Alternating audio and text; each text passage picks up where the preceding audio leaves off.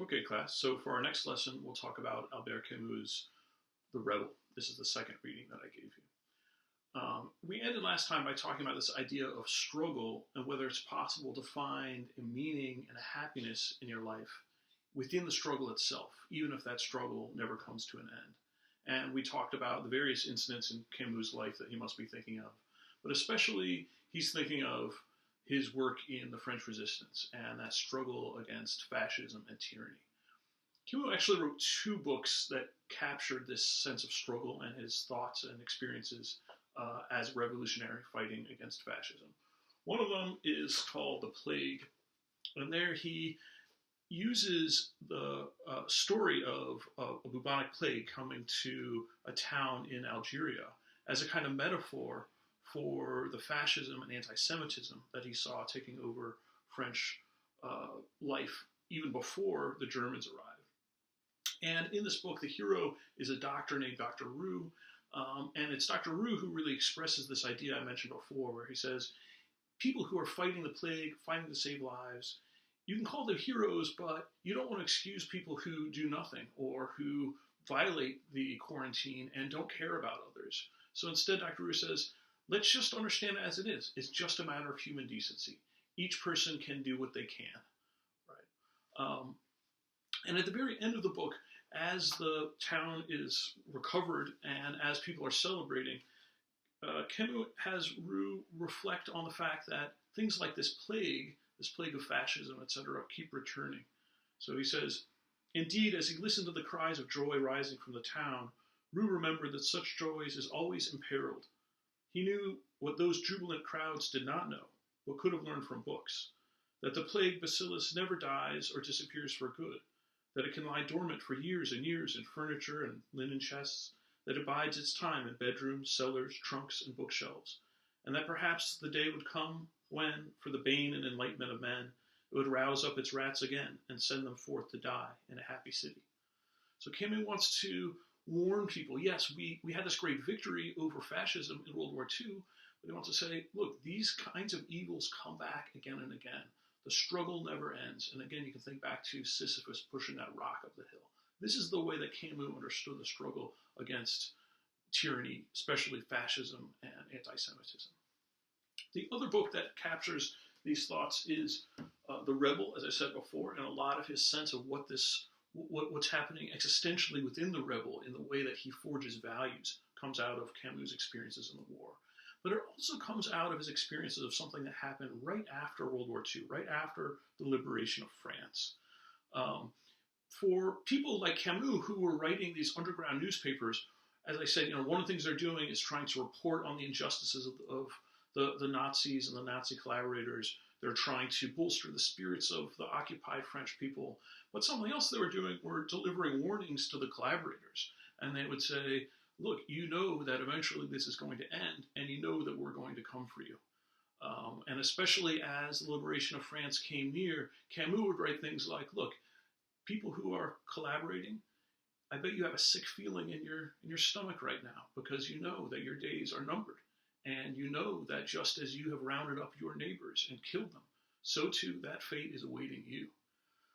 And this is exactly what happened.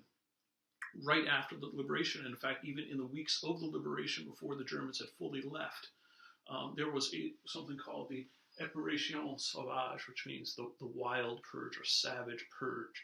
And this is when members of the resistance rounded up and summarily executed something like 100,000 French collaborators. And sometimes this was done with some modicum of some sort of trial, but other times they would just go to the person's house who was known to be a collaborator, known to have turned in their Jewish neighbors, and they would just be shot. And then following that, there's something called the Épuration Légale, the legal purge. And this is when, once you have de Gaulle setting up an actual French government, it now becomes one of the functions of the government to instigate a purge and to investigate people who collaborated, to learn the details of what they've done, put them on trial. Something like 7,000 of them were sentenced to death, even though only less than 1,000 were actually executed.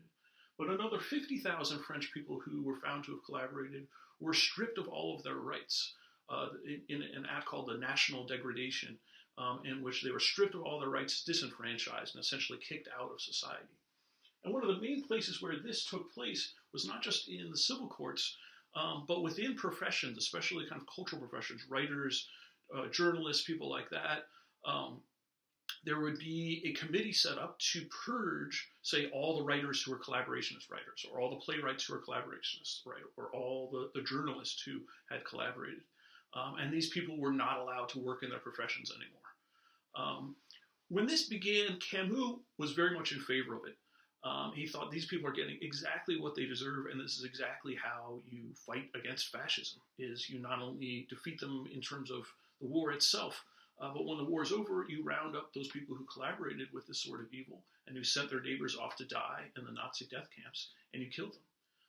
And he had a friend who wrote an objection and said, look, we're no better than the Germans in a sense. I mean, we need to have mercy for people. And rounding up people and killing people, the last time we did this during the Reign of Terror in the French Revolution, it did not go well. And Camus was furious with this. And he wrote an open letter saying, you tell that to the widow of my friend who was tortured to death, if you dare. And so Camus doubled down on this for a while, but then this got him to thinking. And one of the things that he noticed during these purges is a lot of people who did very little to help the resistance were suddenly very enthusiastic about purging collaborators. And Camus noticed that, a lot of people who fought very bravely were sick of the violence and didn't want anything to do with the purge. But those people who basically sat back and did very little instead were very enthusiastic about purging their colleagues and neighbors. And so this began to turn Camus' mind, and eventually, during a speech he gave at a Dominican monastery, he gave a kind of public confession where he says, I realize I've been drastically wrong about this issue. And I hereby publicly confess that I'm wrong and that I'm opposed to these purges. This wasn't just a kind of a grand political idea, though, for Camus. This involved his relationships with a lot of his friends, and especially his fellow existentialist Jean-Paul Sartre. Sartre was one of these people who Camus thought did very little to help the resistance during the war, but then became enormously enthusiastic about purging people once the war was done. And Sartre tried to put himself at the center of all of these committees to purge people. And he tried to emerge as some sort of national hero, as the person who's purging his fellow Frenchmen. And Camus very much objected to that.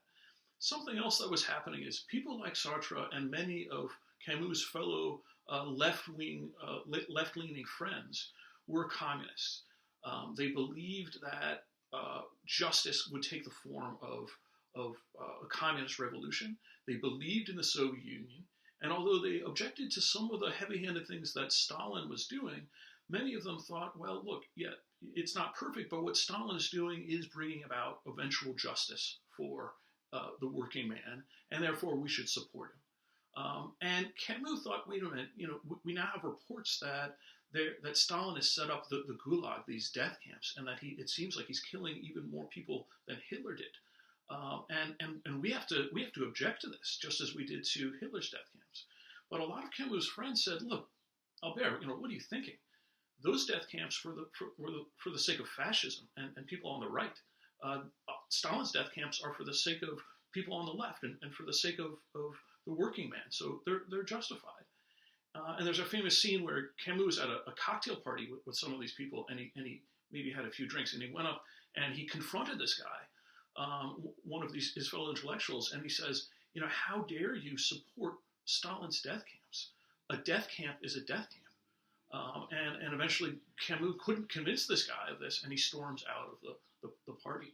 He lost a lot of friends this way, and he basically became kind of isolated. He still had a national voice as an intellectual, but most of his kind of circle of friends turned against him, and they said, look, you're a reactionary, right? You're on the right, you're on the side of the right wingers now. Yeah, maybe what you did in the war was good, but now you're turning against the wrong side.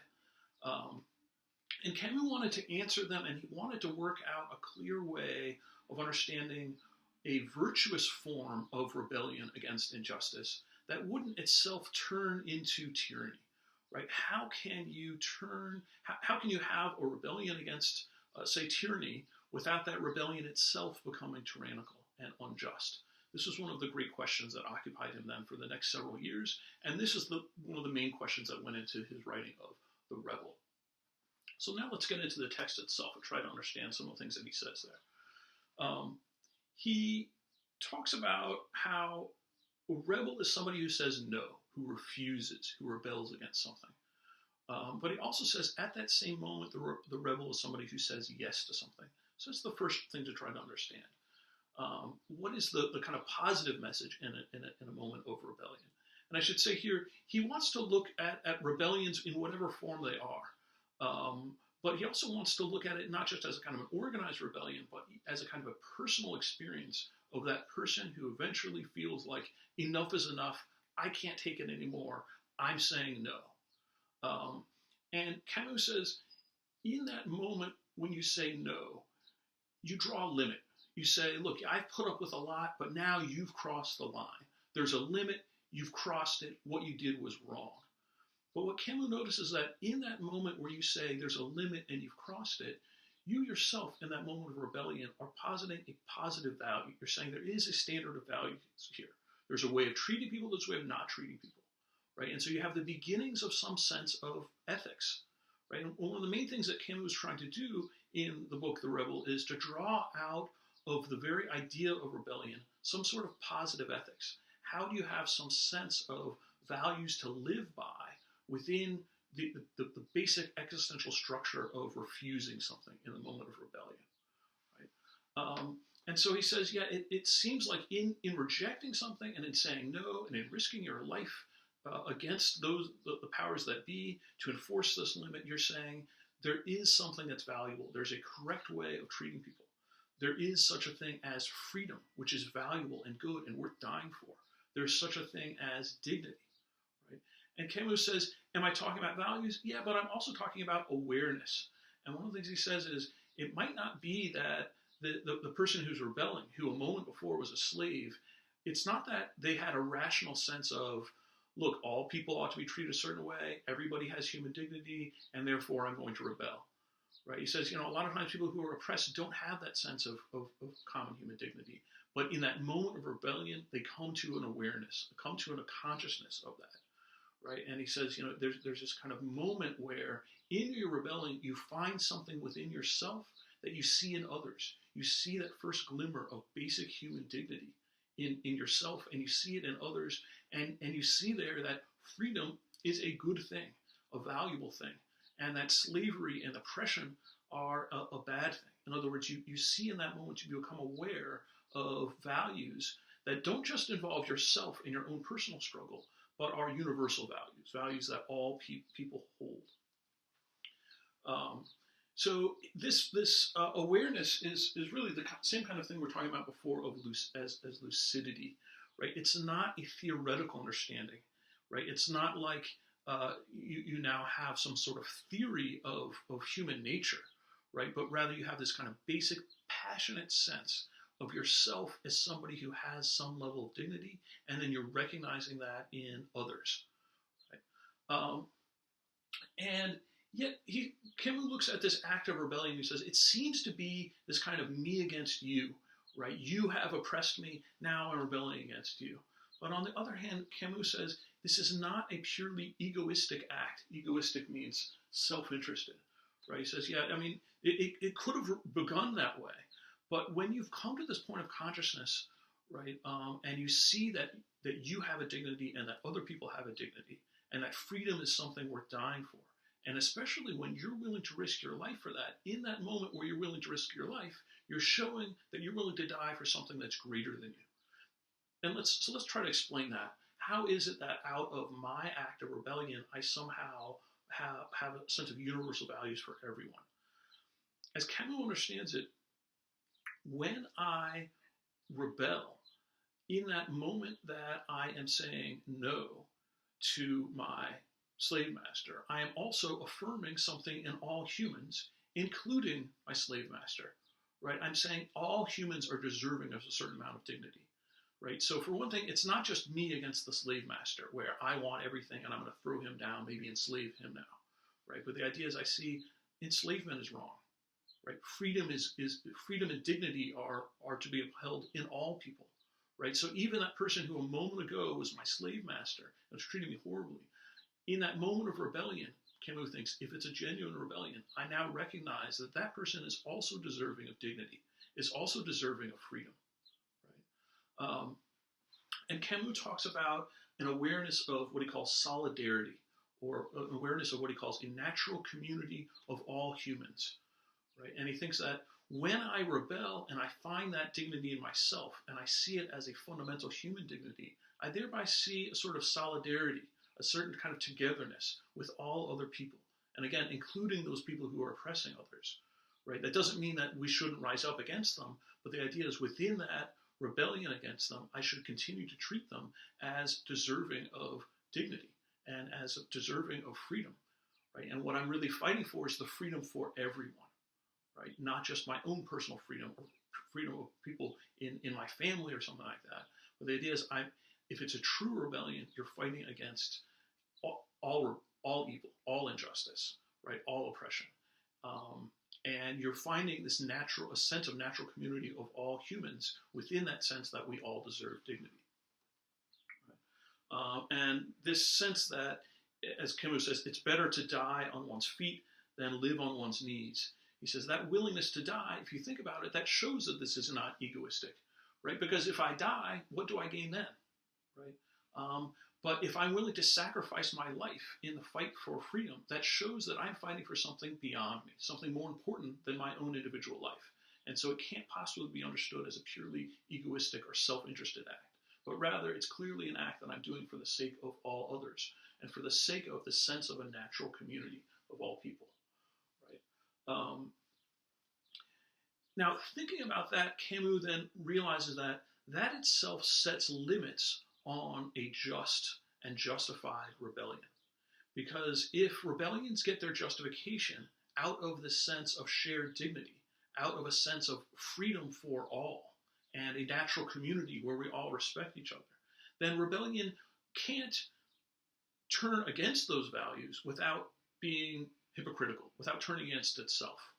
Right? He says, we have then the right to say that any rebellion which claims the right to deny or destroy this solidarity loses simultaneously its right to be called rebellion and becomes in reality an acquiescence in murder. Right? And let's try to make this more concrete. So he's thinking about the things that happened in the Purge, and he's saying, look, these very same people who were justified in fighting and using violence against the fascists and the fascist collaborators, the moment that they gained power, the moment that they were liberated, they instead should have treated those collaborators with a certain amount of dignity. Right? That doesn't mean that they shouldn't be punished, but what he's especially concerned with is the fact that so many were simply killed.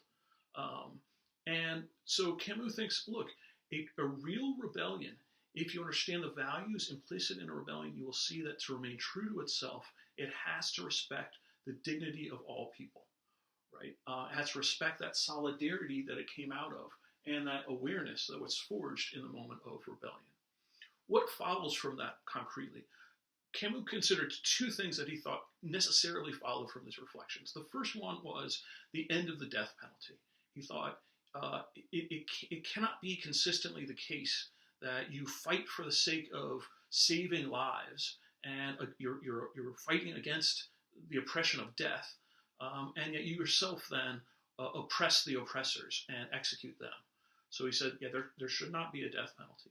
And the second thing, in keeping with this idea of awareness, is he says there has to be absolute freedom of the press. The idea of somehow controlling the information flow to make it go in the right way against, say, fascism, Camus thought, no, there needs to be open debate. And so if there are people who continue to want to espouse fascist views, you cannot oppress them or take away that freedom. Now, you should argue strenuously against them, right? And there's a certain amount that you might, shun them, etc. But the idea of denying them the right to speak their mind, he thought simply repeats the same sorts of evils that the fascists had, an absolute clamp down on freedom of the press and murder on a mass scale. But something else to consider, especially given his opposition of the death penalty, is you might think Camus would go all the way around to being the kind of person who embraces nonviolent resistance. This actually came up in something that he considered. Some of his friends pushed in this direction, but Camus said, "I can't respect that. When fascism came to town, the appropriate response once they started rounding up and killing people was to take up arms, and that violence was completely justified." And in fact, he went so far as to say, nonviolent resistance in the face of violent injustice is itself a kind of passivity. It is, in a sense, a kind of acquiescence. It's just kind of giving up. Right? So he thought, yeah, once you're liberated, you can't enact the death penalty. But he thought, before you're liberated, you very much need to take up arms, and that a nonviolent approach to violent oppression is unjustified. So for your reflections, the first thing I want to ask you about is, do you agree with Camus that these purges were unjust? And let's assume that everybody who was killed actually was a collaborator, that there weren't mistakes, etc. But the question is, do you think that people who exacted violence against their innocent neighbors themselves should have been purged? Or do you agree with Camus that that was unjust? And then I also want to ask you about this last point about nonviolent resistance. Do you agree with him that in the face of violent oppression, nonviolent resistance is a kind of passivity, a kind of acquiescence to that injustice?